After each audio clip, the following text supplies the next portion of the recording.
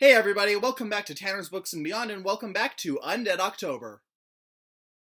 Today's just a small update because I've only been able to read one book since last time I spoke to y'all. So today I'm going to do a quick review of Feed by Mira Grant, which is book 1 in the Newsflesh trilogy. The book has a lot of backstory and world building put into it, and I'm going to try and parse it down to as basic as I can so that you guys have an understanding of the novel. So the book is set 20 or so years after the initial zombie apocalypse, dubbed The Rising. It's like it actually takes place in 2040. Two big things to note. One, the virus infected everybody. Basically every mammal over 40 pounds has an inactive version of the virus in their system. This includes humans, but it also includes like horses and dogs and deer, and I'm still waiting for zombie whales. There were no zombie whales in this book, but I'm hoping there will be zombie whales in the future. As soon as they either die or they are exposed to a live version of the virus, then they go into viral amplification.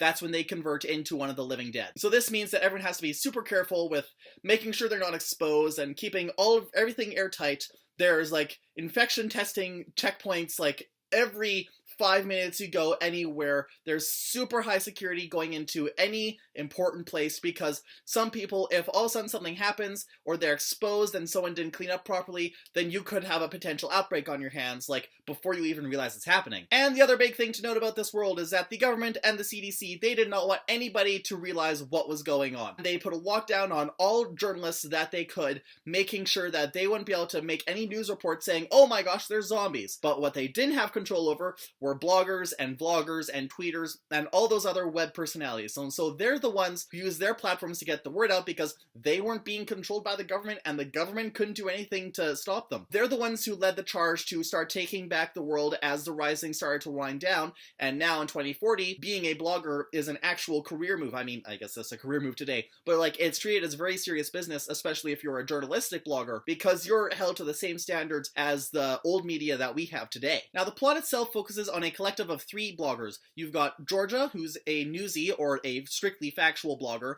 and she's also the de facto leader of the group. Then you've got Buffy, who's a fictional, or she writes poetry and fan fiction and short stories and stuff like that. She's also their unofficial tech expert and espionage master because she's like has a whole bunch of hidden cameras like hidden all in her tacky jewelry and all over her body, and she hides them all over the cars and all over her friends too. Like she's recording pretty much everything everywhere she goes, and even places that she's not. Rounding it out is George's brother Sean, who is an action blogger, or Irwin. Basically, his job is to go out and record himself poking dead things with sticks. So these 3 are just minding their blogging business when they're suddenly approached by Senator Ryman, who is making a run for the presidential seat and is hoping that they will join his press team. Initially, they're just hoping that they'll be able to use this opportunity to get the truth to their readers and hopefully get some good ratings too. But after horrible coincidences begin piling up on the campaign trail, they realize that there might be a conspiracy going on targeting the senator's lives, and that their lives are also at stake at this point. Overall, I mostly enjoyed this book. It had some of the best parts of a zombie apocalypse in it, but it was able to temper them out with a lot of journalism entertainment. And it might just be me, but I really did find that interesting because I was a big fan of the Newsroom when it went on, so I kind of started getting Newsroom vibes as I was reading this, even though this actually came out before the Newsroom. That being said, I say mostly because I found some issues with the world building. Not that the world that was built was bad in any kind of way, but just the way that Mira Grant went about it, I feel could have used a lot of work. The first 100 or so pages are just Georgia explaining to the reader how the world has changed since the Rising and how it compares to what we would have lived in. I do understand the desire to kind of just brute force all the world building in at once, because then you can move on to better pacing and better action and better character development. But that clearly wasn't what was happening because things are continuously described throughout the story that have already been described to a ludicrous amount. You remember how I said that there's blood testing like pretty much every 5 minutes you go somewhere just to make sure that the virus all of a sudden hasn't gone live in your system? Well, they describe every time that they have to do a blood test. And I understand wanting to mention every time they have to go through a blood test because you want the reader to understand that, oh my gosh, this is so inconveniencing.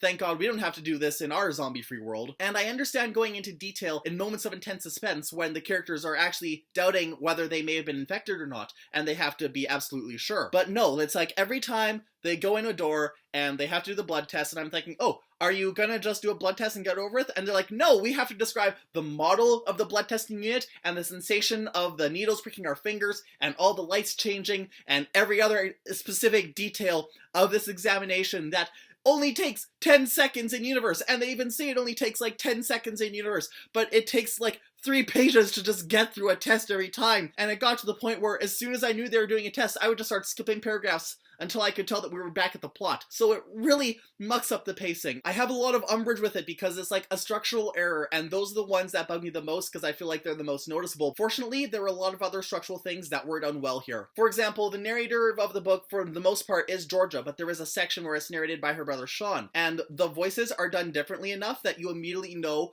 that the switch happened and that it had switched from Georgia to Sean, so I thought that was very well done. Another thing that I really liked, and it's something that bugged me at first because I thought it was another world building issue, but eventually I understood. See, one of the side effects of being infected, other than becoming a shambling corpse when you die, is that some people, they have this thing called retinal Ka, which basically means that their pupils and their irises don't work properly. They're like always open and they're always taking in way too much light. They're sensitive enough that if they walk in daylight without protection, they could risk permanent eye damage. And so Georgia has this, and so she's constantly talking about how she has to wear her glasses. And at first I thought it was just another thing that was mucking up the pacing, because she's always talking about how people are asking her and to take off her glasses and put on her glasses and put her eye contacts in and take them out, and how she doesn't like the contacts and she wears the glasses, and how she has to get special bulbs in some rooms though that her eyes don't burn out of her face just by trying to work on her blog. But then there's one scene where her and Sean are detained by the military, and they're standing out in the sunlight with their hands up, and Georgia's got her glasses on, and the military keeps saying, take off your glasses, take off your glasses, take off your glasses, and she's like, I have retinal Ka, I can't, like, I'm citing the Americans with Disabilities Act, and that's what, I can't believe it took me so long to figure it out, like, oh my god, of course, this is a commentary on disabilities! Now, I have no disabilities, and I have no friends or family with disabilities, but I have listened to a lot of stories about people experiencing, like, ableism in both a casual and professional sense. This just really highlights how shitty people can be when they see someone with a disability, especially in the vein of, oh, you must be faking it, you must be doing it for attention, your disability can't be that bad. In George's case, it's just like, oh, you're a little sensitive to light, and she's like, no, I'm practically blind if you take off my glasses in sunlight because my corneas are gonna scorch themselves to death. And like, people saying, oh, well, you do X, Y, and Z, so your disability can't really be that bad, and so why should you even bother, and shit like that. After I figured it out, I was pissed at myself first, because I couldn't believe that I had missed something that seemed so obvious in hindsight. I also got retroactively pissed at all the characters who either ignored or just didn't take seriously George's disability. Security systems, and security guards, and the army, and a lot of other people in the press, like, oh, well, you're just some punk wearing glasses so you don't have to look at us, or, oh, you're wearing sunglasses because you're secretly infected and you just want to try and take us all down with you. She's like, no, I have fucking retinal Ka, stop trying to make me go blind! And after that, everything else goes pretty well too. The characters are very well defined and very unique. The plot is great. There is a twist at the end that I couldn't believe. Like, I had to reread it a few times because I was so shocked that the author actually went there, but they did. So all in all, even if there are world-building problems, I give it a solid 4 out of 5. So until next week, I'll see you all later. Also, like I said before, it takes place during a presidential campaign race, and yeah, there is a pre-Trump Trump there, so...